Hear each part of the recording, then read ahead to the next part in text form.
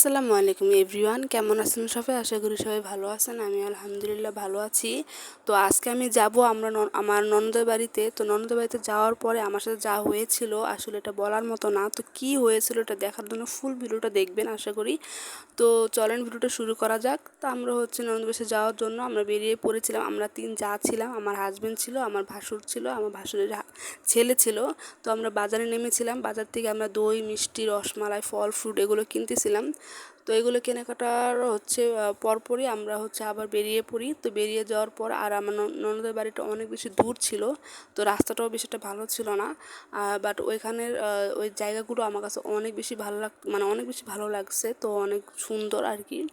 তো ওখানে যেদিন আমরা বের হয়েছিলাম ওই দিন তাপমাত্রা অনেক বেশি ছিল, এত পরিমাণে গরম ছিল আসলে বলার মতো না। তো আমার সকাল থেকেই ভিতরটা বেশি একটা ভালো লাগতেছিল না, অস্থিরতা লাগতেছিল, অনেক অনেক বেশি খারাপও লাগতেছিল। আর আমি অতিরিক্ত গরম সহ্য করতে পারি না, এমনিতেই আমার অনেক বেশি ঘাম হয়, যেহেতু অনেক বেশি গরম তো আরও বেশি গরম খারাপ লাগতেছিল। তারপরও আমি মনের জোর নিয়ে আসলে যাচ্ছিলাম। তো আমার হাজব্যান্ড অনেকবার বলেছিল যে তুমি আজকে যেও না, আমি না করে দিচ্ছি। তারপর আমি বললাম যে না থাক, যেহেতু আয়োজন করা হচ্ছে শুধু শুধু কী দরকার। তারপর আমি মনের জোর নিয়ে গিয়েছিলাম। আর ওই দিনের প্ল্যান আমার অন্যরকম ছিল, ভাবছিলাম যে দুপুরে খাওয়া দাওয়া করার পরে বিকেলের দিকে আমরা সবাই মিলে মাওয়া যাবো ঘুরতে। বাট এরকম একটা ঘটনা আমার সাথে ঘটবে কখনো আমি ভাবতেও পারিনি। তো এখানে যাওয়ার পরপরই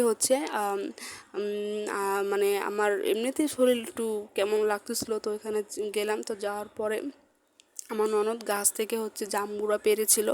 তো আমি তো জাম্বুরা মাখা অনেক বেশি পছন্দ করি।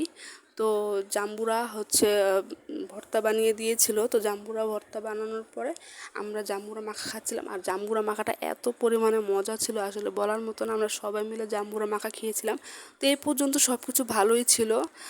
তো আমি জাম্বুরা মাখা খেয়ে তারপর আমি রুমেই বসেছিলাম। তারপরে আমার ননদের মেয়ে অনেকবার বলতেছিল যে আমি চলো বাইরে যাই, ঘুরি ফিরি। কিন্তু আমার কাছে এত পরিমাণে খারাপ লাগতেছিল, আসলে আমার প্ল্যান ছিল অন্যরকম, যে ওখানে যেহেতু যাবো, অনেক ভিডিও করব, অনেক মজা করব। বাট আমার শরীর চলতেছিল না। তো এই আর কি। তো ও মোবাইল নিয়ে নিয়ে একটু করে ভিডিও করতেছিল, এটা করতেছিল, ওইটা করতেছিল। তো কয়টা হাঁস পালতো। তো ও অনেকবার বলতেছিল যে মাম্মি আমি তো হাঁস পালন করি, তুমি আমার হাঁসগুলো ভিডিও করো। আমি বললাম যে না, আমার ভালো লাগতেছে না, তুমি যে ভিডিও করো। তো আর কি ভিডিও করতেছিল। তো ওই সময় আর কি আমরা রুমেই ছিলাম। তো খাবার দাবার সব কিছু রেডি করে আমরা খাওয়া দাওয়া করেছিলাম। তো যেহেতু অনেক বেশি গরম ছিল আর এত গরমে এত খাওয়াও যায় না। তো আমরা যখন খাওয়া দাওয়া করতে বসলাম তখন আর কি কারেন্ট ছিল না। তো কারেন্ট না থাকার সময় আমরা খাওয়া দাওয়া করেছি।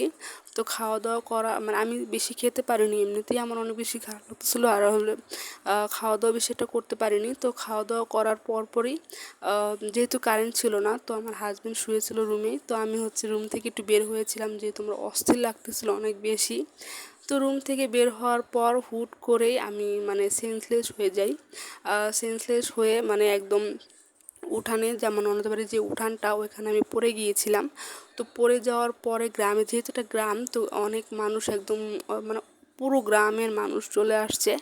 আমার ননদের হাজব্যান্ড ছিল, ননদ ছিল, সবাই দৌড়াদৌড়ি করে আসছিলো। আর আমার হাজব্যান্ড ঘুমিয়েছিল, সেও ঘুম থেকে উঠে তারপরে আসছে। তো আমাকে উঠানের মধ্যে রেখেই আমাকে মোটর ছিল, মোটরের পাইপ ছিল, তো মোটরের পাইপ দিয়ে আমাকে অনবরত পানি শুধু দিয়েই যাচ্ছিল।